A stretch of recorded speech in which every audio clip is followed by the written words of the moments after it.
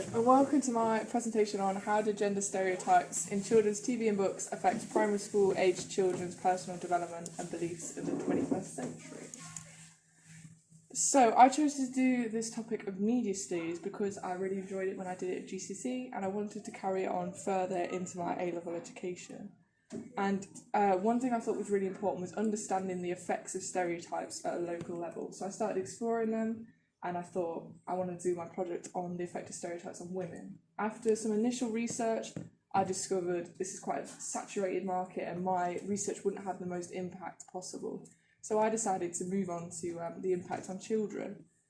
My aim of the project, as I said, was to create a relevant and useful report that raises awareness and encourages people to be active about their media consumption.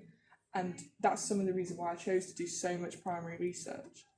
So before we start getting into the nitty-gritty of my report, some definitions and theories. So sex refers to the reproductive functions, whereas gender is about the social and cultural differences, and that's what I'll be talking about. And then stereotype is a widely held and typical belief about someone or the thing that they do. And to be able to discuss this topic, you need to know these, and you need to know some of the theories behind media products and how they were created. So, for example, one of them is uses and gratifications theory by Bulmer and Katz, and that is 4 needs, and they describe why someone might watch a program, for example, personal identity or escapism. And then there's also expectancy value theory, and that is an academic theory, and it says that you are motivated to do something because of other people's expectations of you to do so. And that comes in a lot why boys read more than girls when they're younger. So my report and research, I started in the library. I read quite a lot of children's books and I started to notice some patterns. And then when I went on to my research, these patterns continued, and there was a clear bias and growing marginalisation of females in books. And in the top 100 books of 2018, a child was 1.6 times more likely to read one with a male rather than a female lead, and a shocking 7 times more likely to read a story that has a male villain in it rather than a female villain.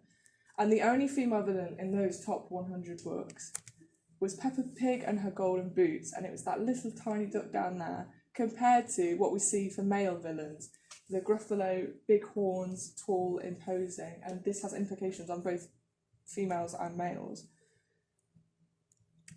Onto science and career books, so the non-fiction books. Male-dominated narrative again, but particularly so. So science books tend to picture males 3 times as often, and that girls are underrepresented up to about the age of 8, but by that point the decisions have already been made about them for their academic choices. This ultimately leads to 3 times as many boys taking physics as girls, and a similar statistic with mathematics, as you can see on the graph on the left. And ultimately, those A-level choices link into this graph on the right, where 22% on average females make up the STEM workforce. So it is clear the lack of women in science and career books influences the market for jobs and their academics. The second part of my report was on TV. It focuses on TV because that's where most children get their media from nowadays. There isn't as much reading in books. And this has similar biases to print media. So typically the depictions pretty well summed up in this programme, Mike the Knight on CBeebies. You've got boy, blue knight, he's brave, he's adventurous, and then you've got the girl character, she's in pink, she's vain. She's more of a side character than a main protagonist. And at this point, I had enough knowledge about books and TV that I could start making my own research. So that led me to my primary research ideas. So I wanted to figure out the effects on children, parents, and products. So the first one is the child focus group. I went to a local primary school. I had a group of 10 year 3s of equal gender split, and I got them to draw different occupations, as you can see the list there. And I also just generally discussed those occupations when I was with them and talked about their own career that they wanted to go into. So the results from this, the most interesting thing I found that regardless of gender, 75% of my participants will draw the stereotypical occupations, showing that it impacts all genders. And what you can see from this table, it's not very clear, but just the swathes of blue and red. So for the candidates that were blue, most of the things they drew were males. And for females, it's definitely more of a mix between female characters and male characters. And that shows sort of that when we're looking at girls, they tend to be slightly more open-minded because they don't have to put up with so much toxic masculinity from an early age. And if you look at one of those columns in details, we have the nurse. So 90% drew the nurse as a female character.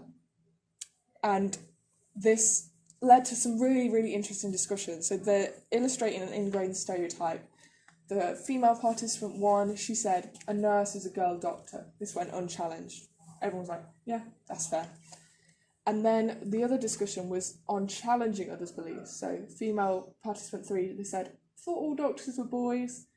Male participant 5 said, not all are. She went, yeah, they are. And interestingly, this participant 5 is the only person to have drawn a nurse as a male character.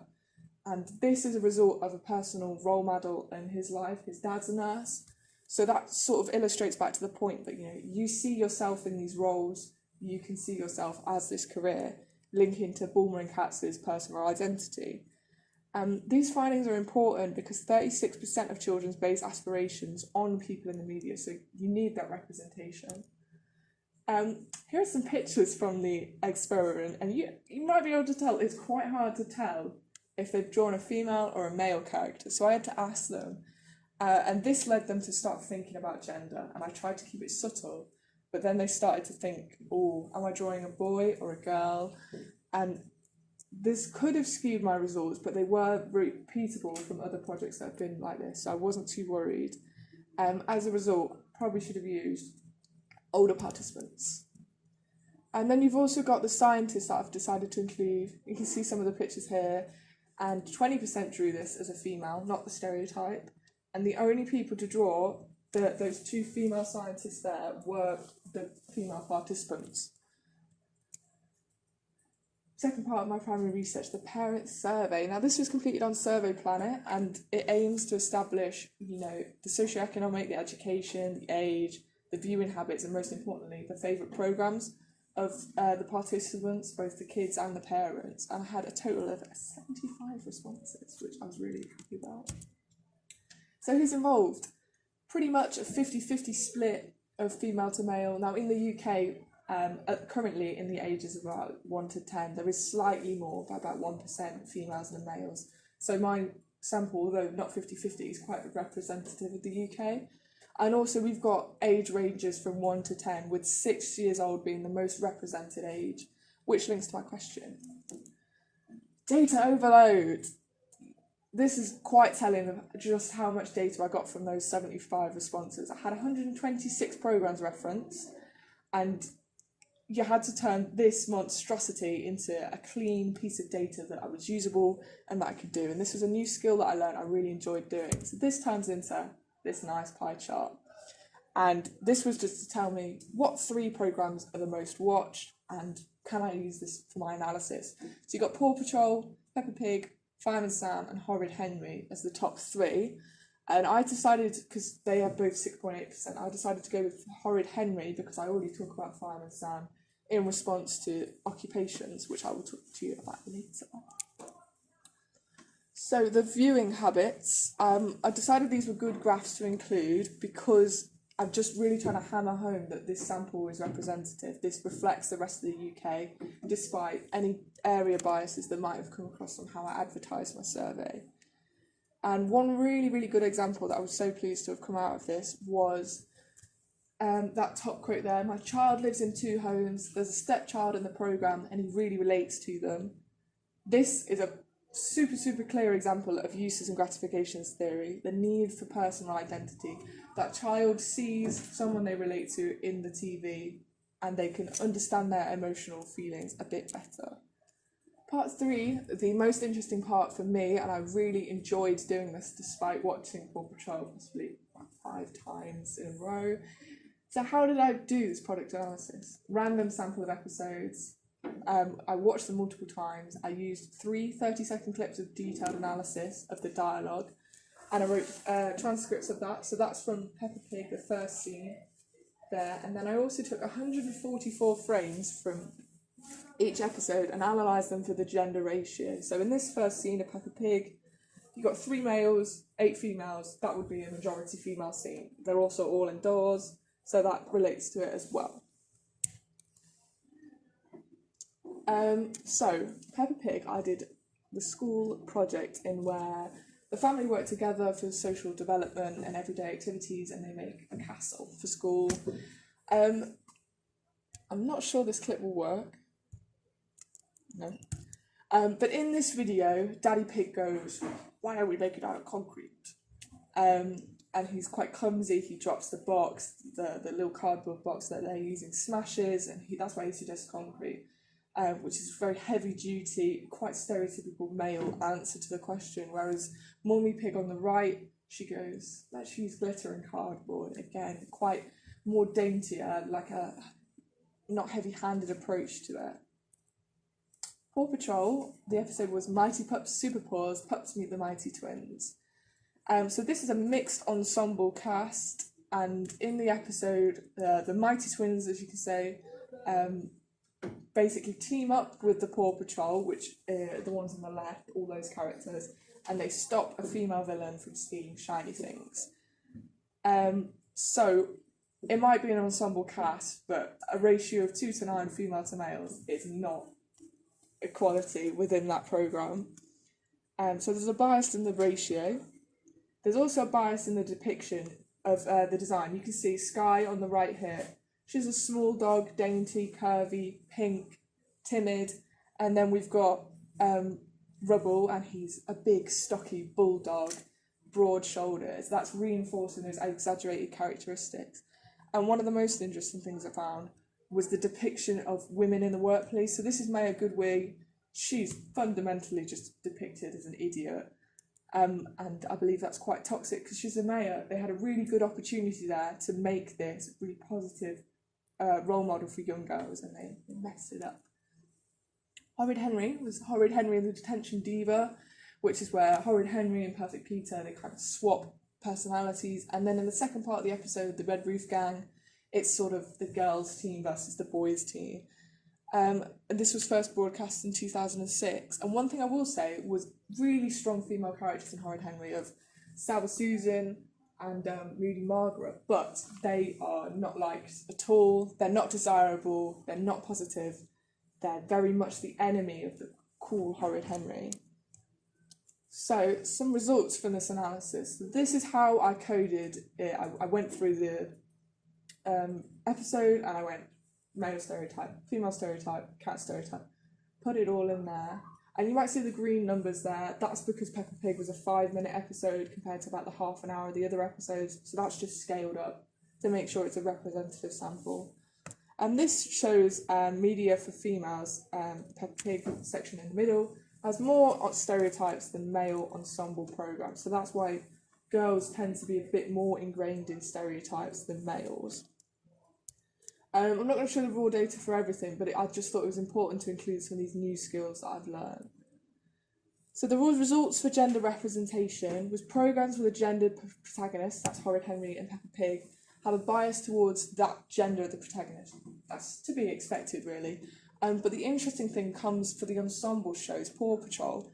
They have a bias towards male characters, 12% represented more, and I think this should be balanced. And I think they're really missing a trick by not making it balanced. So dialogue formed quite a lot of my theory. Who asked the question, who directed the question, that sort of thing.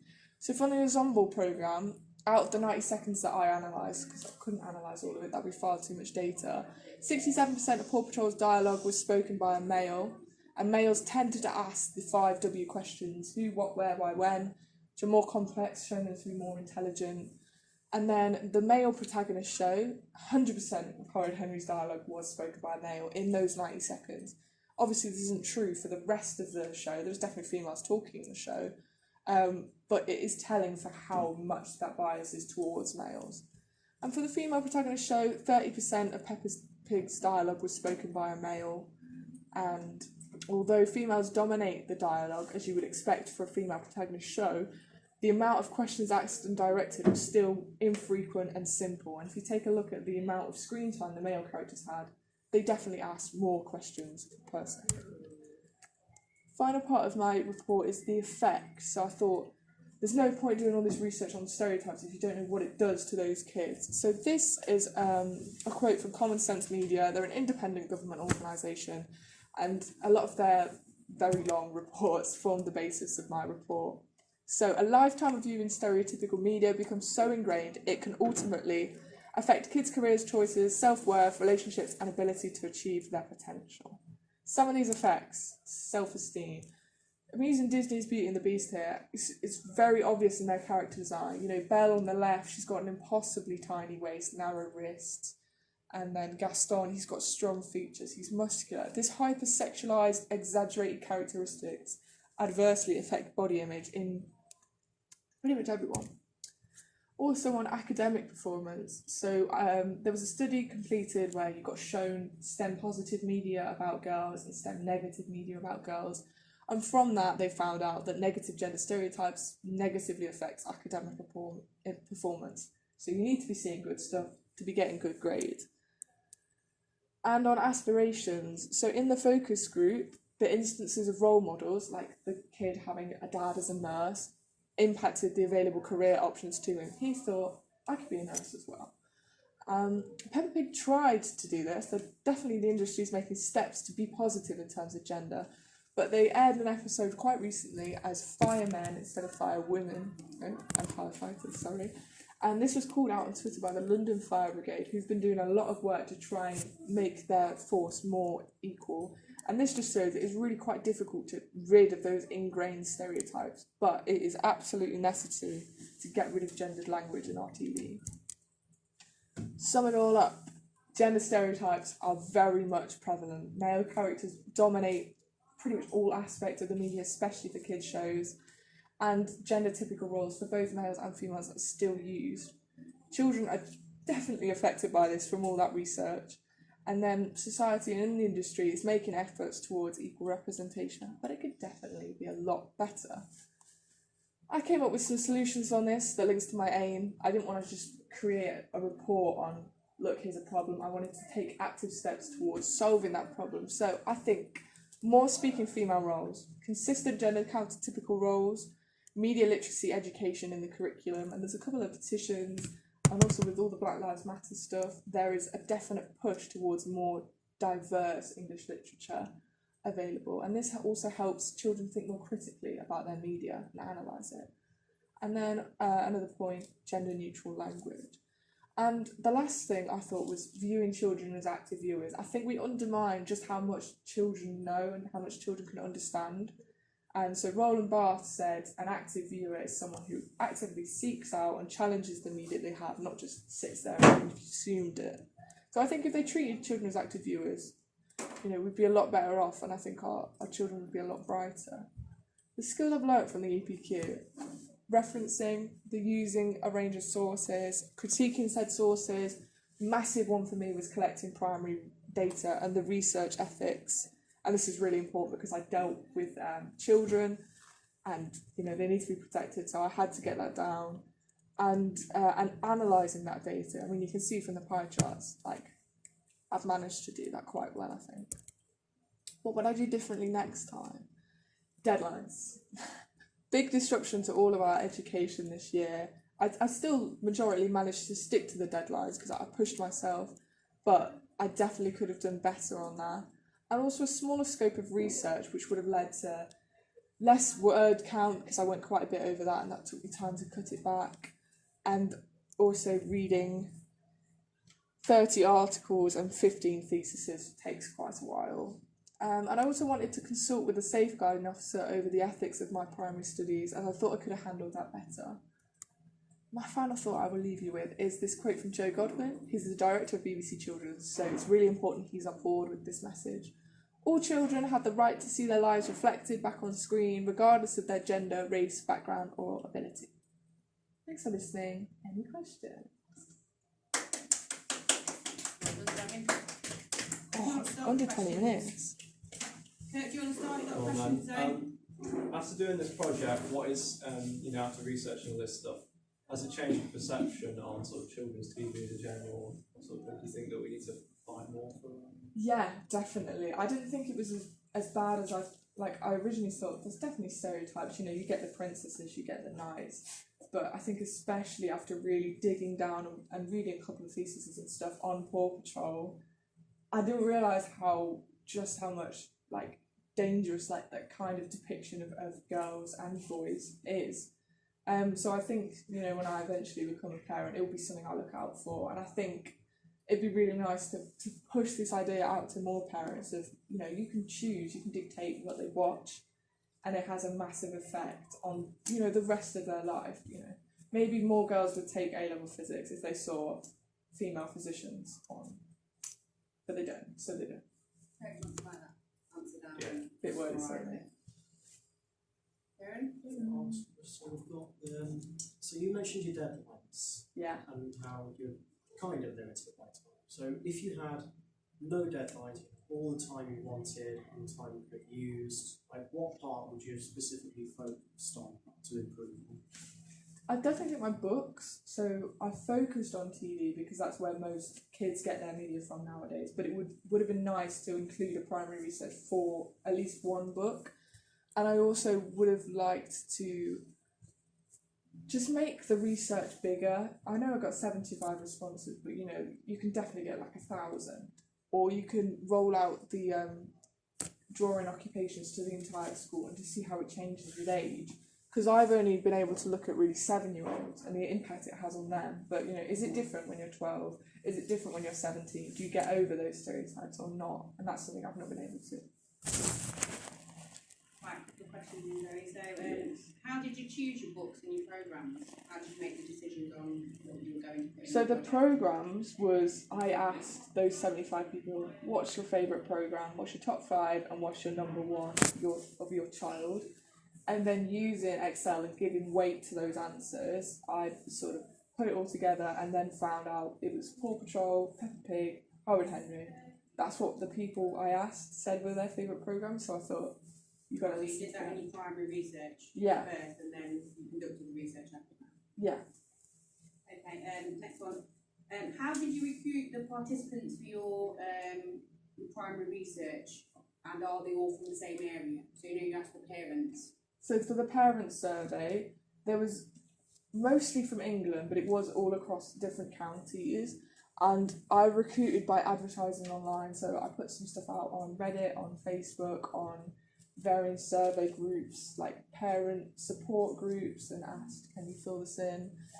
But I would definitely say there was probably, at least most of the participants had some vague relation to me. So to get over that, I made sure I checked everything in relation to the rest of the UK. So that's, are my participants earning between £25,000 and £50,000? Yeah, most of them are. So is most of the UK. What's the average age of the participants? It's 37. That's the average age of parents in the UK right now. And last question. What advice would you give to other students who are thinking about taking the qualification? Do it. Definitely do it. It's just freedom. It is an independent project, and there was just a freedom to do whatever I wanted and do something really niche that I would never get the opportunity to do otherwise. Would you say that it could possibly help now with university studies? Yeah, I definitely think if you do it on your chosen degree, that's a massive thing. But even though mine has absolutely nothing to do with the degree I want to do, the skills I've learned on referencing, I've never referenced that much before, and reading people's uni work for this, it definitely helped in knowing what I was getting myself into with the degree. So, alright, well done. thank you.